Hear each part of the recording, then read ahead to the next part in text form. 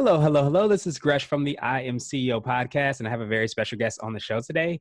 I have Mike Wittenstein of StoryMiners. Mike, is awesome to have you on the show. It's wonderful to be here, Gresham. Thanks for having me. No problem, no problem. And the first thing that I want to do is introduce Mike so you can hear about all the awesome things that he's doing. And Mike Wittenstein is a serial entrepreneur and CEO and is in the professional services space. He started his first consultancy while still in grad school called GALILEO, one of the world's first digital agencies in 1992, joined IBM's global services in the role of eVisionary, then founded StoryMiners, one of the world's first customer experience design consultancies in 2002. He's worked with global brands, regional leaders, and startups as an advisor, board member, consultant, and facilitator. Mike's businesses always support his clients' desired outcomes. He believes that building in agility has helped him to succeed over time. Mike, are you ready to speak to the I Am CEO community? I am ready to go. Let's start. Let's do it. So the first question I had was to hear a little bit more about your CEO story and what led you to start your business. Sure. Well, I've been CEO a few times. The first time when I was 13 years old, I had a micro manufacturing business. Nice. And that's when I learned that it's lonely at the top. Believe it or not, a 13-year-old could figure that out. There are a lot of people that are interested in watching what you're doing. And some people are hoping that you're going to do well, and others aren't really there to help you. They're there for the entertainment. That was my first experience. But let's fast forward to StoryMiners. That was your real question. Before StoryMiners, I was eVisionary for IBM Global Services. And when I was inside of that huge company with hundreds of thousands of employees, I realized that a lot of it worked well and a lot of it didn't work that well. So I was known as the guy who would try to boil the ocean. Not a really good moniker in a company that large. Yes. But what I learned from IBM was two things. One is that you could apply the principles of systems thinking to the way you structure your enterprise, much like, running a scrum. It's all agile. But think about it. Make your business run on capabilities rather than on hierarchy, and it can respond more quickly. The other thing I learned was the value of not focusing so much on everything that goes on inside the business. If everybody inside the business focuses on the customer's outcomes, everybody's naturally aligned to the same metrics, to the same heartbeat, to the same, everything that matters. So blending those two things together is what I wanted to do at StoryMiners. I believe, and I've done it a few times with clients, but I still believe there's a lot of work to be done in not just making the front end of the business more responsive to customers, but making the back end more agile. You do those two at the same time, and you can get that to that unicorn status. You can be a real mover and shaker.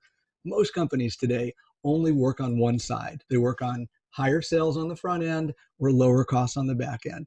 But if you do both at the same time with your customers' goals in mind, that's when you can really leapfrog the competition. So that's why I wanted to become a CEO.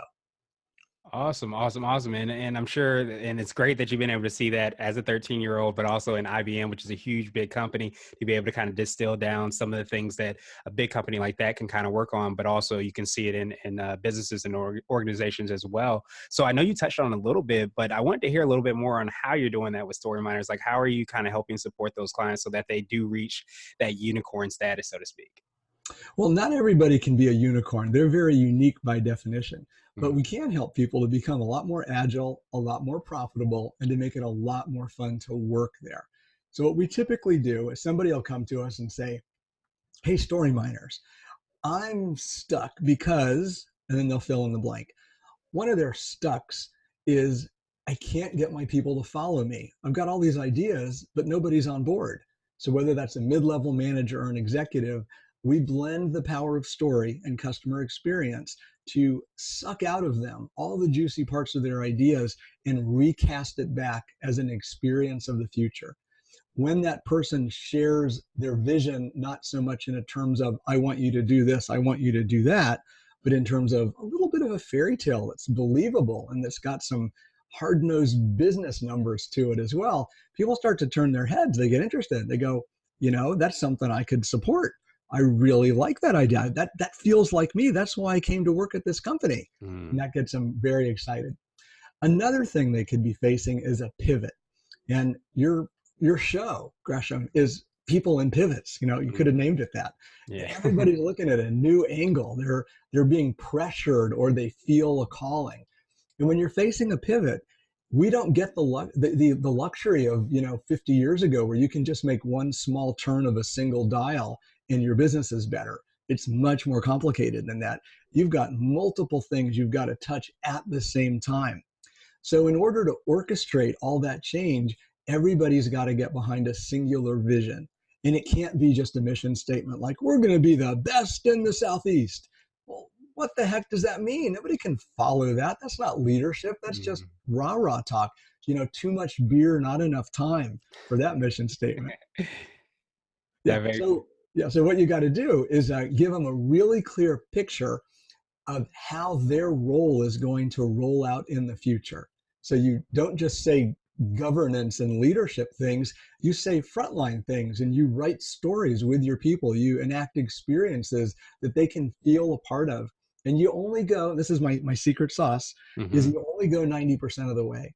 If you go 100% of the way, you develop a dependency kind of culture. You want people to finish. Let them put the icing on the cake. Let them cross the baton, to the finish line. So let them put their own stamp on the way their work is going to be, the way the experience is going to come across, the way the operations are going to change. That gets everybody involved, pulling on the rope instead of pushing it. Pushing on a rope never works. It always ends up in a knot.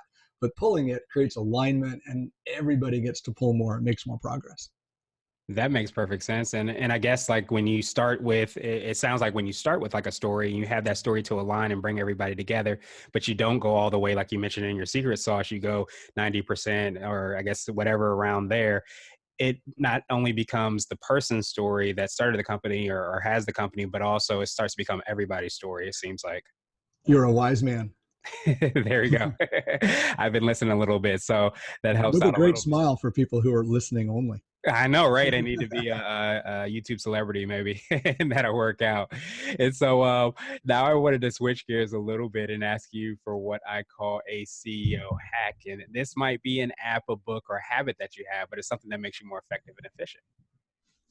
Sure. One of the things that makes sense for any business, especially those that provide a service, and super especially for those that see their clients in person, face to face, Mhm. is to shop your own business. This is really old advice. I think they did this in the 1700s, but it still makes a lot of sense. We are sometimes so separated from our customers, we don't know what their reality is like.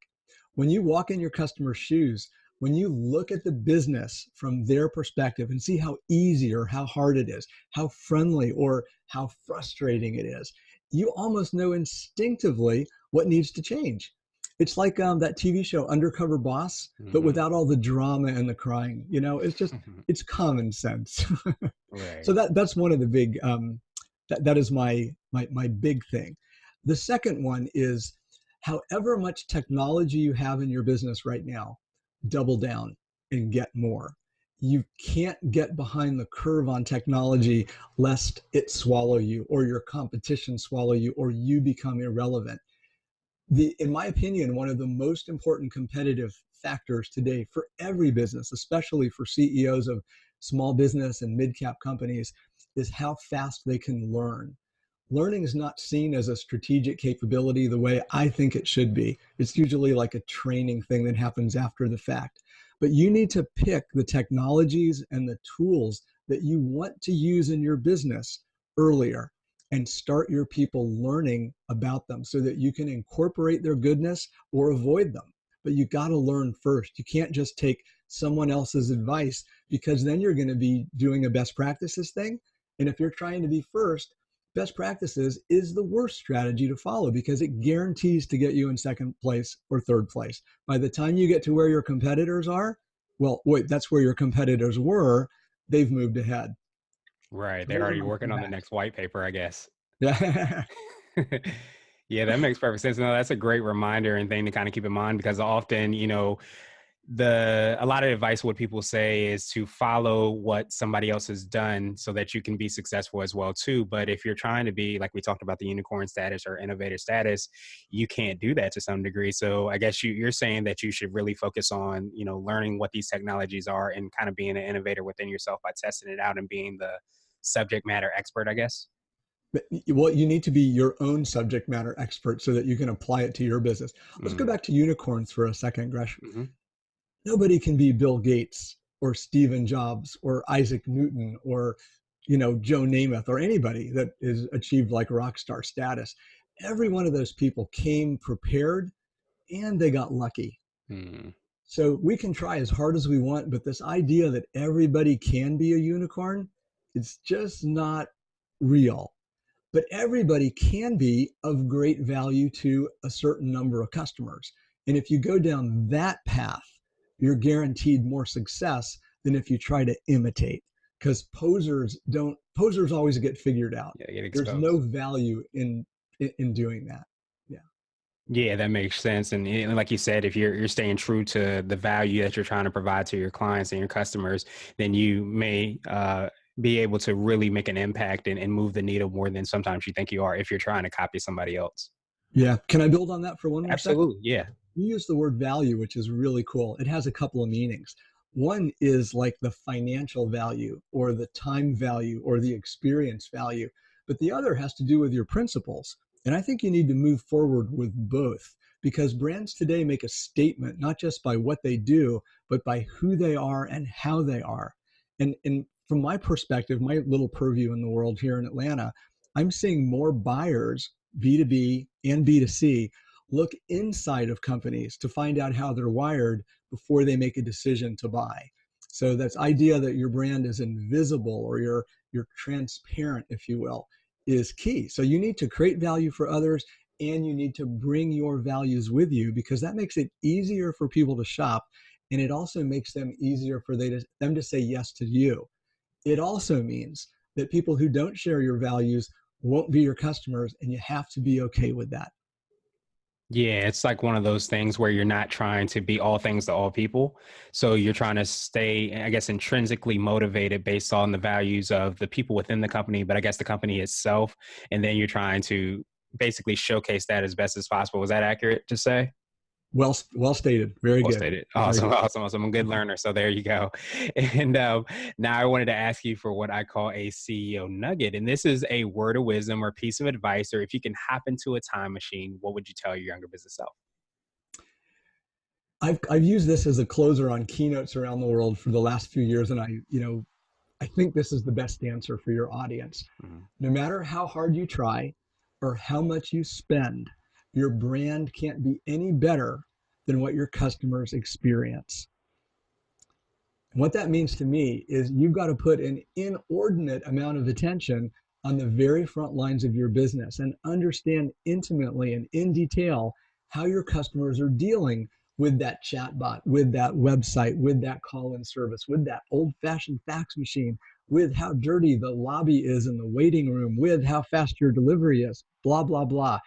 Think about your business from your customer's perspective. That is your brand. That's the one you earn from them every single day. And your brand is no better than what you give them.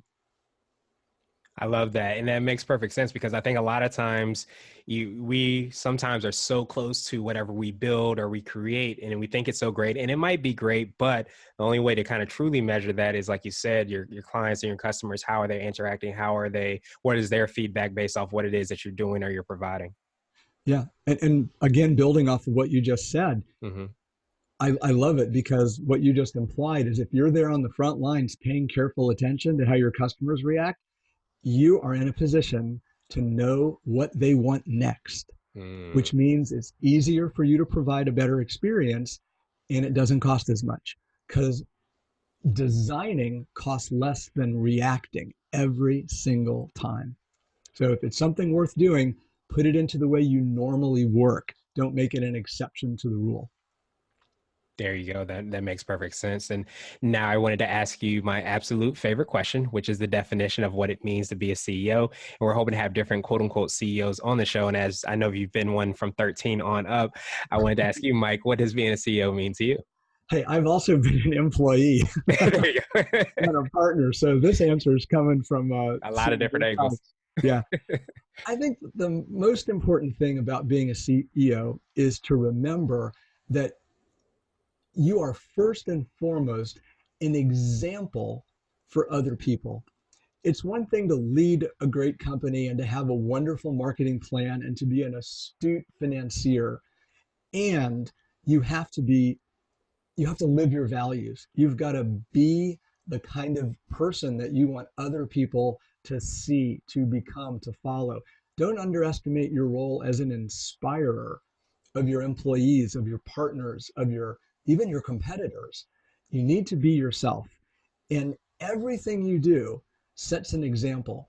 The better you do as a CEO, and I'm talking personal values as well as business processes, following through on your promises, keeping checklists, providing order, whatever is of value to you, keep doing that. Double down, triple down on that, because that's going to create the rhythm, the vibe, the energy inside of your organization. Truly being a CEO is a state of mind. And you need to be aware, you need to be conscious of that. You need to be living that fully all the time. And I know that sounds a little philosophical, especially for folks that are just starting off on their careers, but the things that you master in life, you have to work really, really, really hard at. You'll dedicate dozens of years to mastering those two things, and they are so worth it. Whether you're young and lucky or old and tried and true, those are two truths that make up being a CEO. Yeah, that makes perfect sense. And I love that because it kind of pulls in line everything that we talked about, today, and just on how you try to be authentic to yourself and your organization and all those values that you have. And like you said, you have to put in the hours, you have to put in the 10,000 hours or so that you're able to kind of reach that success. So Mike, I truly appreciate you for taking some time out. What I wanted to do is pass you the mic, so to speak, just to see if there's anything additional you want to let our readers and the listeners know, and then also how best they can get a hold of you. Yeah. I encourage you to experiment, but don't experiment at your customer's expense. I see a lot of companies out there trying one thing, trying something else, trying something else. Take a breath, man. Just walk in your customer's shoes, get a chance to know what the market really needs. There's no action and a bustling craziness about your business is no substitute for thinking long and hard and smart about what the world needs. Stay focused on the value that you can create for the world and then do your experimentation. Don't try to waste everybody's time and effort and money going in a bazillion different directions. Just still yourself, calm yourself, and think first.